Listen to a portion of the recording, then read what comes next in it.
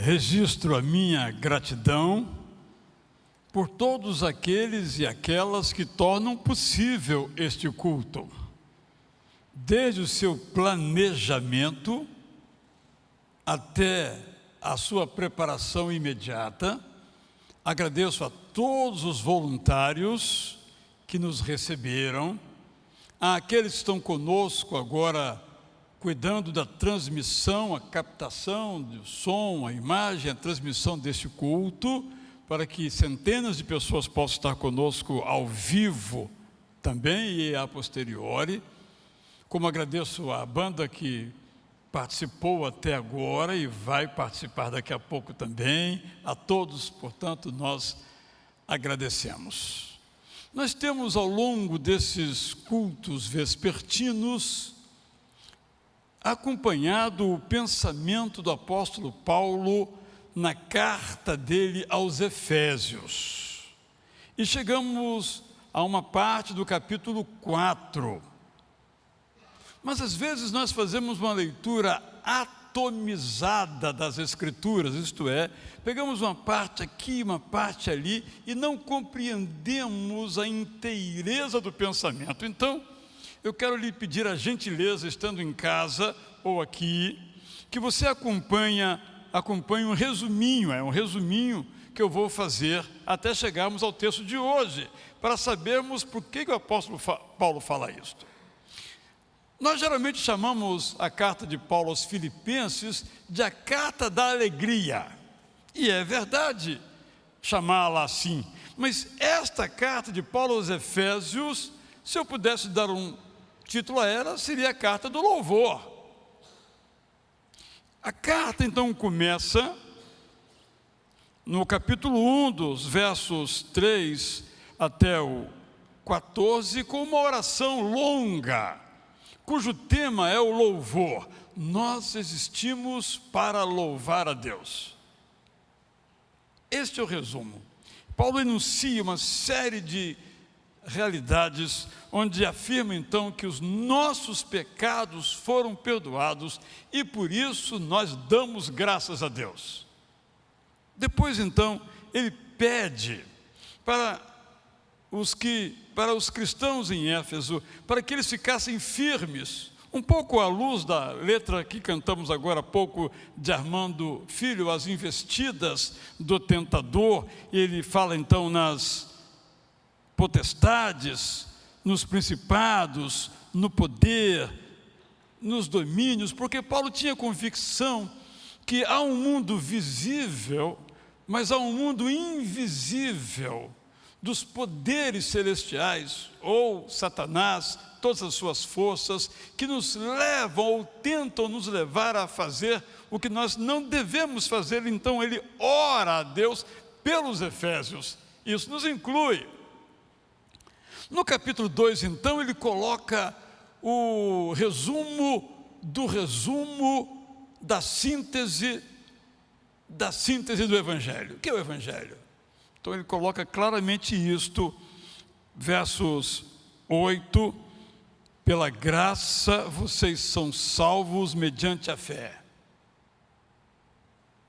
E isto não vem de vocês, é dom de Deus, não de obras, para que ninguém se glorie, pois somos feitura de Deus, criados em Cristo Jesus para boas obras, as quais Deus de antemão preparou para que andássemos nela. Este é o resumo. E se o apóstolo Paulo nada mais tivesse escrito esses 2 versículos, já seria uma maravilhosa afirmativa, e nunca podemos esquecer. Ele então vai prosseguindo a partir do versículo 11 e mostra que há uma diferença entre o gentio e o cristão. O apóstolo Paulo é um gênio literário. Ele não escreve fácil. O apóstolo Paulo tem palavras no grego que só ele usou em toda a literatura grega. Só para salientar a riqueza, a beleza, a finesse do seu pensamento. Então, estamos aqui diante de uma grande obra literária. A Bíblia é uma grande obra literária. Além de ser inspirada por Deus e ser guia das nossas vidas. Então ele distingue gentio de cristão. Essa distinção é muito valiosa. Sempre o apóstolo Paulo, as palavras que ele usa são polissêmicas, isto é, tem mais de um sentido, mais de uma aplicação. E uma é gentio. Gentio é aquele que não é judeu. Os gentios são aqueles que não são judeus, não nasceram judeus, não fazem parte da etnia judaica. É um sentido. Mas também, conforme o contexto, gentio é aquele que não se submeteu ainda a Jesus Cristo como Senhor e Salvador. É gentio. Por isso que é importante ir palavra por palavra entendendo esse significado. Ele diz então que nós que aceitamos a Jesus Cristo não somos mais gentios, tanto no primeiro sentido que mencionei, não somos mais judeus, não temos que seguir os ritos judaicos, não temos que seguir as festas judaicas, as religiões, as expressões judaicas de fé. Mas também não temos que seguir os padrões do mundo gentio. Está saindo um livro no Brasil proximamente, saiu na Inglaterra, eu li um resumo, chamado Dominion.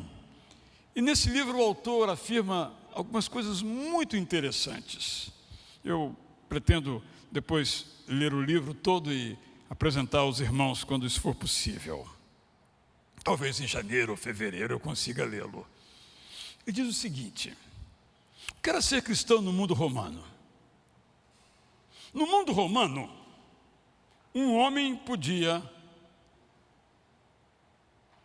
estuprar uma mulher, que isso não era problema. Não era problema.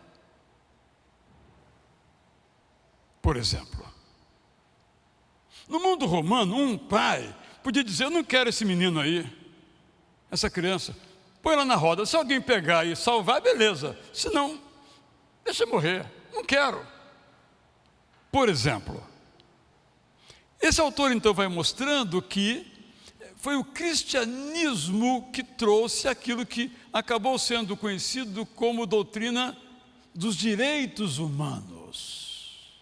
Então ele diz que tudo que nós temos no Ocidente de direitos humanos e aquilo que com isso está relacionado veio do cristianismo. E ele vai enunciando e elencando todas estas mudanças no pensamento ocidental derivadas do cristianismo.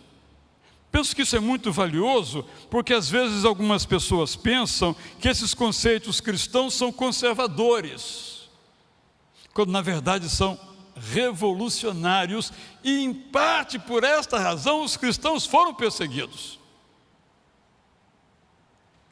Ele menciona o tema da escravidão. O cristianismo acabou com a escravidão, porque ele afirma que em Cristo não há homem nem mulher, nem escravo nem livre, todos estão em Cristo na mesma condição. Acabou a escravidão como um valor essencial do cristianismo. Essa distinção, portanto, entre gentio, nesse caso particular que mencionei, o Império Romano, o pagão romano, e o cristianismo, é uma distinção de grande valor. É sobre isso que o apóstolo Paulo, então, começa a falar aqui, já no capítulo 2. E ele prossegue, então, que neste mundo em que nos encontramos, diz Paulo, capítulo 3, nós temos uma missão. E a missão é mudar esses conceitos, porque esses conceitos são anti-vida.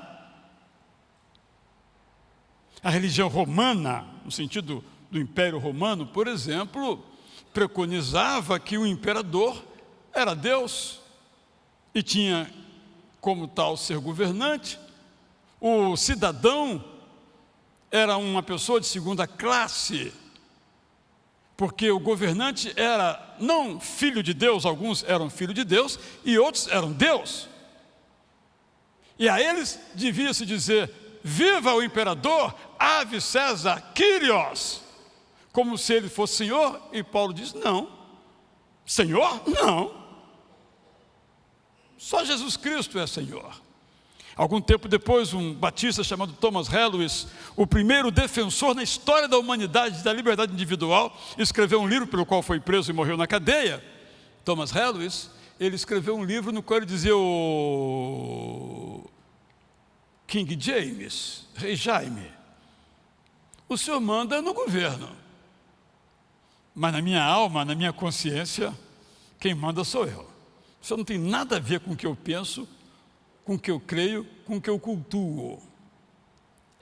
Então nós temos uma missão que às vezes nos coloca contra o Estado, às vezes não, contra a sociedade e às vezes não. Essa é a nossa vocação. E o apóstolo Paulo, então, ainda no capítulo 3, ora para que as pessoas que são cristãs entendam que são santas. Palavra que acabou tendo outro sentido difícil de entendermos. Santo é aquele que é santificado, isto é, separado, aquele sobre o qual Deus diz: você é o meu filho amado. Não quer dizer que não erre, que não peque, que não seja tentado. Bom seria que fosse assim, mas não é assim. Nós sabemos que são. Mas santos nesse sentido, como se tivesse revestido com a couraça do Espírito Santo. Entre outras palavras, santo no sentido de dedicado a Deus, no sentido de praticar aquilo que Deus espera que pratique. Essa é a oração dele. Depois ele fala da unidade da fé. Então, a partir agora do capítulo 4, ele fala, 5 também, ele fala sobre como devemos viver a nossa santidade. E o texto que eu vou ler hoje é uma introdução, basicamente uma introdução a essa sessão que vai continuando, inclusive chegando à vida familiar. E o capítulo 6 é como que isso é possível, quando ele descreve então a armadura de Deus, os recursos que Deus nos disponibiliza para que isso aconteça. Esperamos que Deus nos permita chegar até o capítulo 6 e terminar esta carta. Vamos ler então agora capítulo 4, a partir do verso 17. Isto, portanto, digo, e no Senhor, e quando Paulo fala Senhor, é Jesus, e no Senhor Jesus testifico, não vivam mais como os gentios. Já expus o que significa esta palavra, os dois sentidos, que vivem na vaidade dos seus próprios pensamentos, tendo o seu entendimento obscurecido, separados da vida que Deus concede, por causa da ignorância em que vivem, pela dureza do seu coração. Imagina um romano lendo isto, porque o romano, tal como os alemães da Alpha Clero, do iluminismo do século XVII, século XVIII, se achavam o suprassumo da civilização, os que tinham as luzes, os que enxergavam de fato, porque ninguém mais enxergava. E o apóstolo Paulo diz: olha, são todos ignorantes. O seu entendimento, a sua mente, a sua razão, o seu cérebro, está tudo obscurecido. Não tem nada de iluminismo, aplicando o que viria no futuro, porque estão separados da vida que Deus concede, por causa da ignorância em que vivem, pela dureza do seu coração. Dureza do coração. Quando nós lemos a história do cristianismo na cidade de Roma, o modo como os não cristãos tratavam os cristãos, as palavras que empregavam sobre os cristãos, eram as de pior qualidade. Chuva chegando. Quem está em casa talvez tenha ouvido um som um pouco distante, mas a cidade do Rio de Janeiro, nesse dia 5 de dezembro, um calor que nem ar-condicionado vence. Mas agora a chuva caiu. Só esperamos quando acabar o culto, vou pegar até a chuva acabar, tá bom? Meia-noite, Enquanto estiver chovendo, eu fico aqui. Quando acabar de chover, vocês me avisam se eu não ouvir, aí eu paro a mensagem, porque a Bíblia é inesgotável, né? Eu posso ler o capítulo 5, 6, posso ler a Colossenses. Brincadeiras à parte, vamos então prosseguir aqui. O que eles diziam sobre os cristãos? Um dos historiadores, chamado Tácito, disse assim: esse tal de Cresto nem sabia o nome, historiador que nem se prestou a procurar saber o nome. Cristão era sinônimo de atraso, de subdesenvolvido, bárbaro, a expressão da época. E Paulo diz muito pelo contrário. Ele diz então: olha, tendo se tornado insensíveis. Já mencionei algumas coisas que eles faziam que nenhum de nós admitiria hoje. Eles se entregaram à libertinagem, os gentios, para de forma desenfreada cometer todo tipo de impureza. Mas olha o que vem depois, é isso que é maravilhoso. Mas não foi assim que vocês aprenderam de Cristo. Não somos gentios, mas cristãos. Se é que de fato ouviram falar dele, e nele foram instruídos, segundo é a verdade em Jesus, quanto à maneira antiga de viver, essa maneira gentia, essa maneira aí da cidade de Éfeso, que era um suprassumo da civilização greco-romana, a cidade de Éfeso, tinha até uma deusa própria, Diana, como conhecemos pela história. Vocês foram instruídos a deixar de lado a velha natureza, que se corrompe segundo desejos enganosos. Nem todo desejo é ruim, mas alguns que são enganosos, para então a se deixar renovar no espírito do entendimento de vocês e a se revestir da nova natureza criada segundo Jesus em justiça e retidão procedentes da verdade. Eu fiz uma paráfrase desse texto que tenho convicção que vai nos ajudar a compreender um pouco maior o texto melhor antes de fazer a aplicação. Com toda clareza eu lhes digo, porque é o que eu aprendi com Jesus meu Senhor: sejam diferentes dos pagãos. Os pagãos seguem os seus próprios pensamentos, guiados pelas trevas, afastados da verdadeira vida que Deus oferece, já que preferem persistir em sua rejeição à graça. Eles pecam e não se importam. Assim eles se entregam desenfreadamente aos seus desejos impuros, aos quais satisfazem sem nenhuma vergonha. Vocês sabem que aprenderam que deve seguir um novo estilo de vida. Se vocês se mantiverem firmes na verdade que aprenderam quando se converteram a Cristo, viverão conforme Ele deseja. Quando se converteram, vocês foram instruídos a abandonar o velho estilo dominado pelos corruptos desejos do pecado, a permitir que o Espírito Santo lhes inspire e a desejar viver de um modo radicalmente novo. Vou repetir essa frase. Quando se converteram, vocês foram instruídos a abandonar o velho estilo dominado pelos corruptos desejos do desejo. A abandonar o velho estilo. 2, a permitir que o Espírito Santo lhes inspire. E 3, e a desejar viver de um modo radicalmente novo. Nesta vida, só a justiça, a integridade e a verdade nos interessam. O que era pecado ao tempo do apóstolo Paulo continua sendo pecado em nossos dias. Por causa de nossa inclinação ao pecado, nós torcemos a verdade e alargamos a mentira. Não há pecado novo. Todo pecado é velho. Não há nenhuma criatividade no pecado, e a frase não é minha, era do pastor Elcio da Silva Lessa, que nos pastoreou dos anos 60 aos anos 90, aqui nessa mesma igreja. Quanto ao pecado, nós podemos explicá-lo. fulano de tal é violento porque viveu num ambiente familiar cheio de agressividade. É verdade.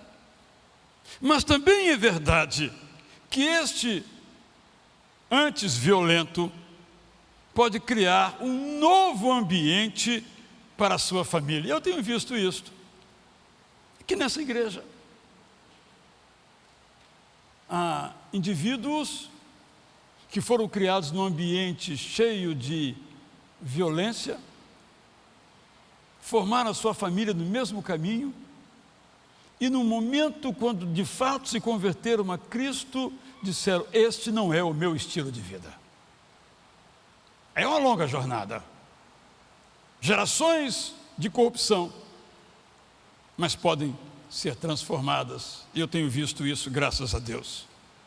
Nós podemos psicologizar ou medicalizar o pecado. Fulano de tal furta porque tem cleptomania. Pode ser verdade, mas também é verdade que ele pode procurar ajuda e parar de furtar.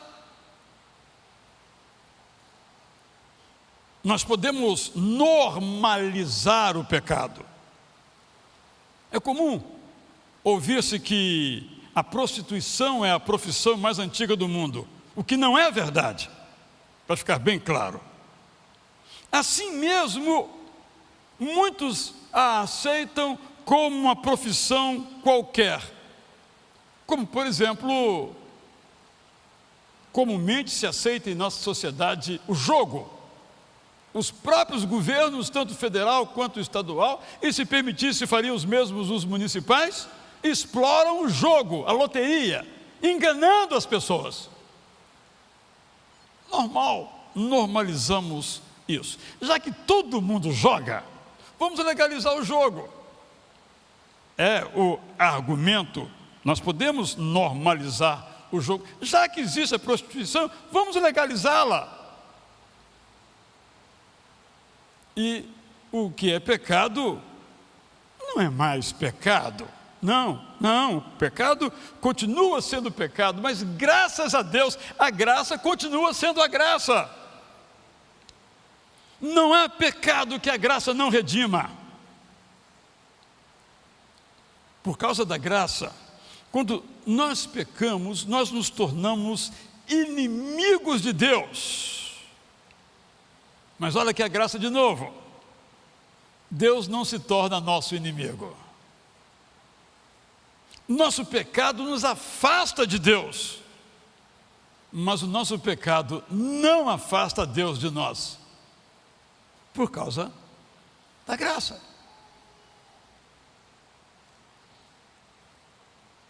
Então eu e você temos que nos dizer: nós não queremos o pecado como nosso estilo de vida.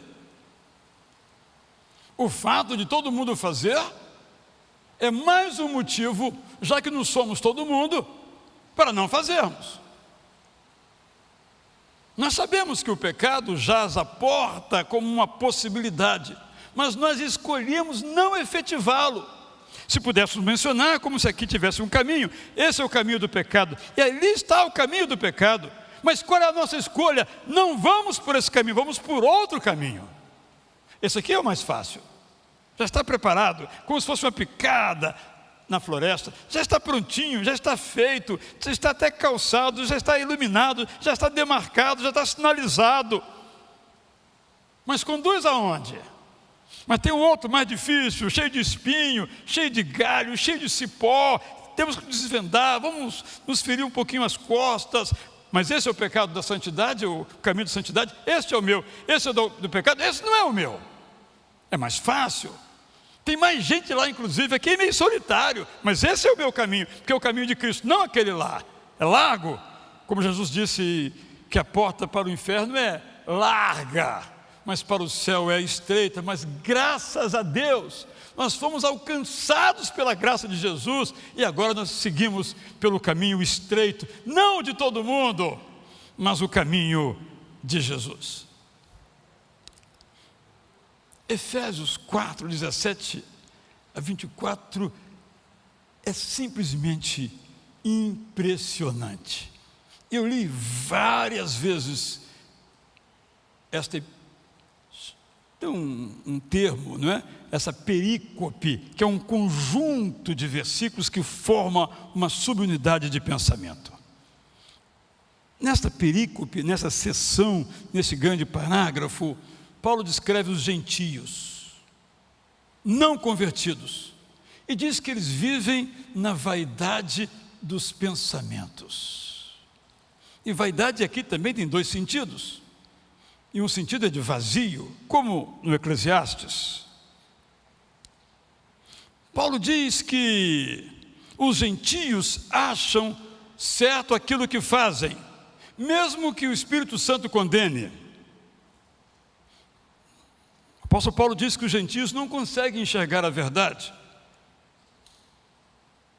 O apóstolo Paulo diz que os gentios não vivem na plenitude que podem, porque são escravos da ignorância, porque não têm a luz de Deus, essa que verdadeiramente ilumina. O apóstolo Paulo diz que eles são insensíveis.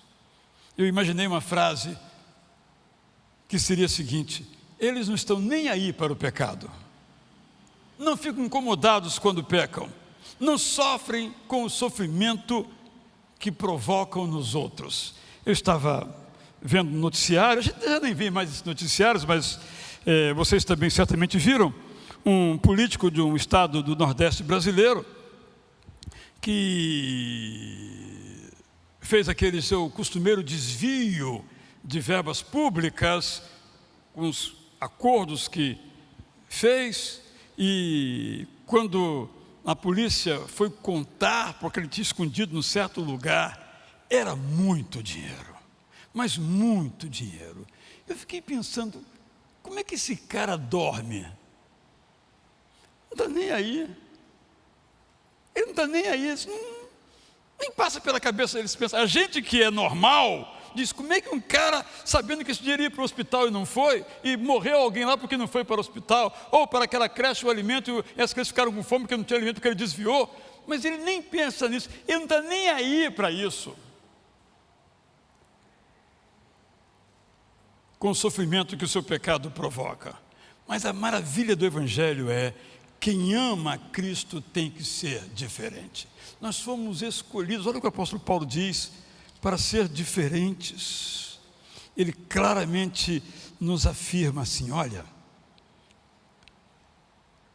nós aqui estamos, verso 22, quanto à maneira antiga de viver, vocês foram instruídos a deixar de lado a velha natureza, que se corrompe segundo desejos enganosos, a se deixar renovar no espírito do entendimento de vocês e a revestir da nova natureza criada segundo Deus, em justiça e retidão procedente das boas obras. E nós lemos mais anteriormente, quando o apóstolo Paulo diz que nós fomos criados para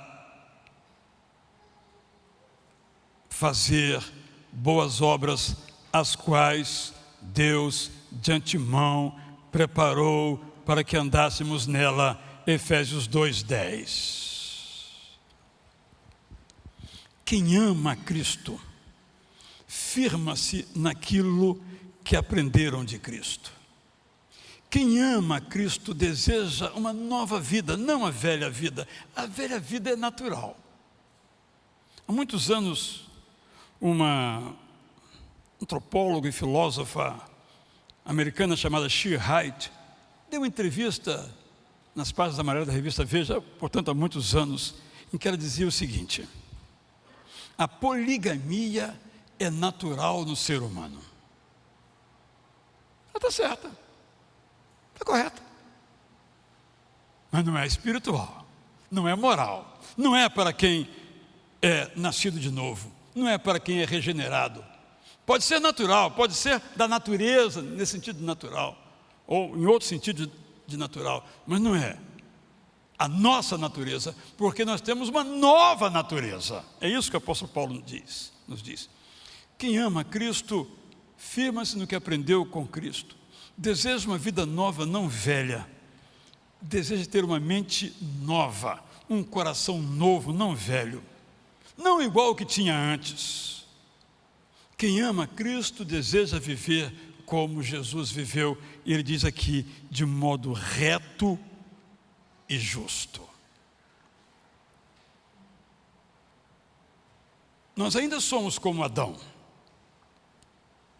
mas nós fomos recriados. Importante entendermos esse conceito bíblico, essa antropologia bíblica. Nós ainda somos Adão, mas nós também somos Cristo. Nós ainda temos a velha natureza, mas também temos a nova natureza, e essa é a chamada batalha espiritual, que se trava dentro do nosso coração, em que Adão luta contra Cristo, em que a velha natureza luta contra a nova, em que a carne briga contra o Espírito. O apóstolo Paulo nos ensina isso. Mas o apóstolo Paulo nos traz um probleminha aqui. Vou voltar aqui o texto, porque ele nos diz o seguinte: quando ele começa a descrever a natureza dessa nova vida, ele aqui no verso 21 nos coloca um se. Vou ler desde o 21. Mas não foi assim que vocês aprenderam de Cristo, vírgula, se é que de fato ouviram o Evangelho. E o texto prossegue. Eu sou um cristão, que eu saiba, de terceira geração. Nada sei sobre os meus bisavós, quanto à fé que tinham, nada sei. Mas meu avô materno e avó materna, minha avó paterna, meus pais eram cristãos, eu sou a terceira geração. Alguns aqui são da terceira geração, outros da segunda geração, e outros da primeira geração. O que quer dizer isso? Primeira geração são aqueles que, não tendo uma experiência religiosa, doméstica, eclesiástica, de terem aprendido a fé, ouvem o Evangelho, Paulo diz, ouviram de Cristo e aceitaram-no como Senhor e Salvador de sua vida. Primeira geração. E tem aqueles que foram criados na igreja, então aprenderam essa fé e passaram a esposar essa fé e viver por essa fé, segunda geração. E tem aqueles que fazem isso a partir dos seus pais, mas os seus pais também eram de segunda geração, eles são de terceira geração. Nós da terceira geração, ou nós da segunda geração, às vezes ficamos um pouco confusos. Será que realmente eu sou convertido? Todos nós de segunda e terceira geração, aqueles que se afastaram e depois voltaram, não têm essa sensação. Mas eu, que nunca abandonei aquilo que nós chamamos de caminhos do Senhor, nossa expressão, eu, às vezes, será que eu demorei a me batizar, mas será que eu sou realmente convertido? Porque eu não tenho essa experiência assim de eu era isso, agora sou aquilo, por exemplo. Então esse é um elemento valioso para a nossa reflexão, para a nossa meditação. Porque temos aqui pessoas da segunda, da terceira, da primeira, e alguns, quem sabe, nem da primeira geração ainda são. O apóstolo Paulo diz assim, olha, não foi assim que vocês aprenderam de Cristo, se é que de fato ouviram falar dele, se é que de fato ouviram o Evangelho. Ouvir tem o sentido de ouvir, aceitar e viver este Evangelho. Então nenhum de nós aprende a ser cristão.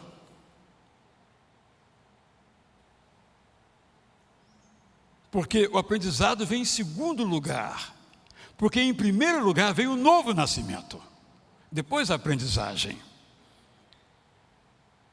E nós temos observado no Brasil um fenômeno da terceira geração, que, embora com uma prática eclesiástica, nega ser cristã. Às vezes dentro da igreja, às vezes fora da igreja. É um fenômeno sociológico. Tem muitas explicações, mas eu penso que a simplicidade nos leva a pensar no apóstolo Paulo. É claro que o apóstolo Paulo teve uma experiência dramática, é claro que Pedro teve uma experiência dramática, mas Mateus estava na coletoria, lá na repartição pública. Diz a Bíblia que Jesus passou por ele e disse: vem. Experiência nenhuma, vem. Mas naquele momento, o seu coração se encheu de uma certeza: este é o meu caminho. Penso então que esses da segunda ou terceira geração podem ter uma experiência dramática, mas a sua experiência pode ser resumida ou vivenciada assim como a de Mateus. Lendo o Evangelho diz: isso é para mim, isso é meu, também isso é conversão. Minha palavra tem dois sentidos. Um, para me acalmar. Eu não tenho uma data, foi essa data. Mas eu não sou menos cristão do que os outros que tiveram. Por quê? Porque eu li o Evangelho e disse: isso é para mim. Então, por exemplo, eu tenho uma experiência muito clara. Eu leio muitos livros, aprecio muitos livros, mas eu não me deixo guiar por eles, porque eu tomei uma decisão. Eu me guio pela palavra de Deus. Se eu estiver num caminho e ela me disser que eu estou errado, eu não discuto com ela, eu estou errado, porque eu tomei uma decisão.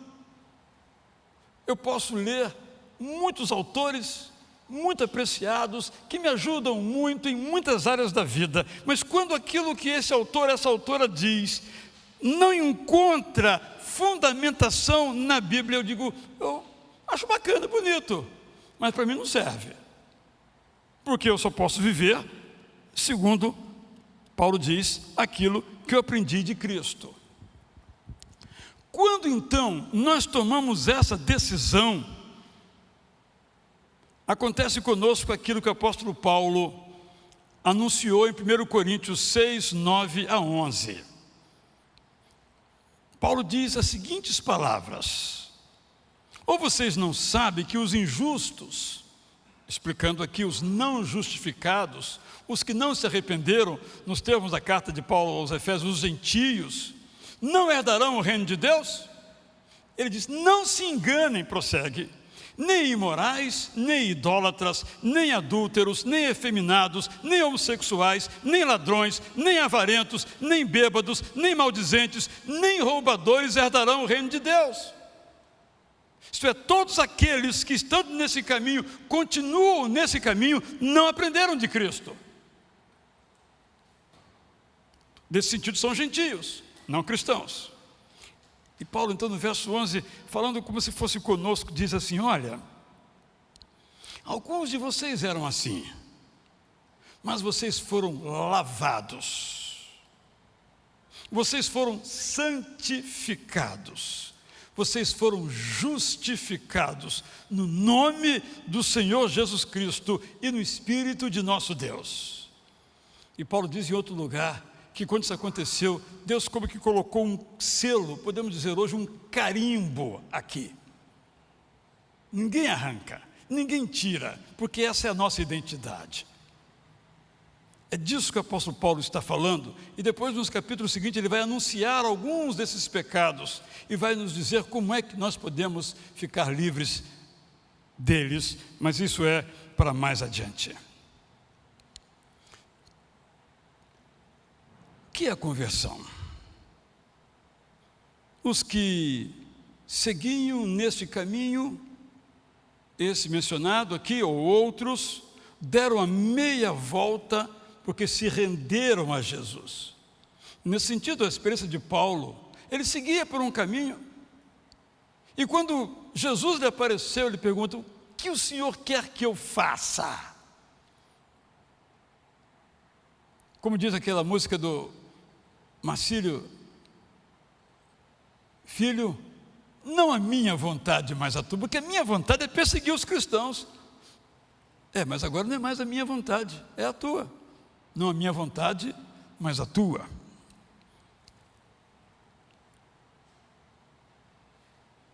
O cristão, portanto, é aquele que adota um novo estilo.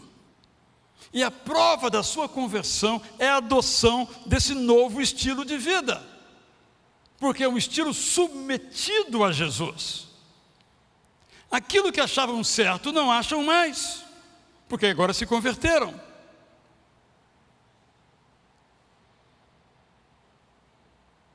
Quem nos comandava? Quem agora nos comanda? A prática de nossa família nos comanda? A ideologia dos nossos amigos, os meios de comunicação nos comanda? Ou é Cristo? Claro que é Cristo, graças a Deus que é Cristo. É Ele que então agora dá sentido à nossa vida. Deixa eu falar um pouquinho aqui de física, sobre o qual nada sei. Os 3 anos estudei física e fiquei para a segunda época. Mas pregando aqui, eu falava em direção. Conversão é uma nova direção. Aí o nosso físico, Nélio Marinho, nosso regente do coro masculino, falou: não, Israel, vamos lá. Direção pode ser para lá ou para cá. O que muda é o sentido. Olha a riqueza dessa palavra. O sentido da nossa vida. Quem é que dá? Vulgarmente direção a gente diz, mas segundo a física, o sentido. Norte e sul, direção. Sentido norte, sentido sul, sentido leste, sentido oeste. Então é Cristo que dá o sentido da nossa vida, da nossa existência. Claro que a nossa experiência de conversão não tem que ser como a do apóstolo Paulo, como de ninguém. A nossa é a nossa. Mas o que marca a nossa experiência é se Cristo dá o sentido à nossa vida. Somos convertidos quando a nossa velha natureza foi crucificada como Cristo foi. Quando o nosso velho Adão está abafado, apagado, minimizado no nosso coração, e o nosso eu é agora um novo eu, o eu pertencente a Cristo. O nosso corpo ainda é o mesmo corpo aqui, mas agora ele não é mais um velho corpo, porque é uma pessoa nova. Então, como resultado dessa operação ou conversão em nós, nós vivemos de um modo justo, que inclui como tratamos os outros, que inclui entender que nós somos diferentes, não com nenhuma vaidade, mas porque o sentido da nossa vida é dada por Cristo. Eu quero terminar lendo mais uma vez os versos 22, 23 a 24, desejando que seja o compromisso de cada um de nós aqui e aí. Quanto à maneira antiga de viver, nós fomos convertidos. Não vamos mais para Damasco. Vocês foram instruídos a deixar de lado essa velha natureza que se corrompe segundo desejos enganosos. Vocês foram instruídos a se deixar renovar no espírito de entendimento. Essa palavra nos renova, não é velha, é novíssima. E a se revestir dessa nova natureza, criada segundo Jesus. Alguns traduzem como a se revestir dessa nova natureza que tem o jeito de Jesus. E essa nova natureza se demonstra em uma vida marcada pela justiça e pela retidão que vem da verdade. E a verdade, nós sabemos, é Jesus em nós. Eu não vejo esse texto do apóstolo Paulo como negativo, mas como altamente positivo, porque traça o nosso autorretrato, a nossa identidade, nosso autorretrato ideal. E agora cabe a mim, cabe a você, aqui e aí, seguir por este caminho. Que para tanto, o Espírito Santo nos conduza, porque meu irmão, minha irmã, não adianta você achar que vai conseguir isso sozinho. Não vai. Você tem que se colocar nas mãos de Jesus, com o coração apegado ao Espírito Santo. Ele que vai fazer isto. Se porventura você tiver um problema, um pecado, uma falha, um desejo enganoso, você diz, não, eu com o meu pensamento positivo vou ficar livre disso. Não vai. Mas se o Espírito Santo, você deixar que ele venha, ele faz isto.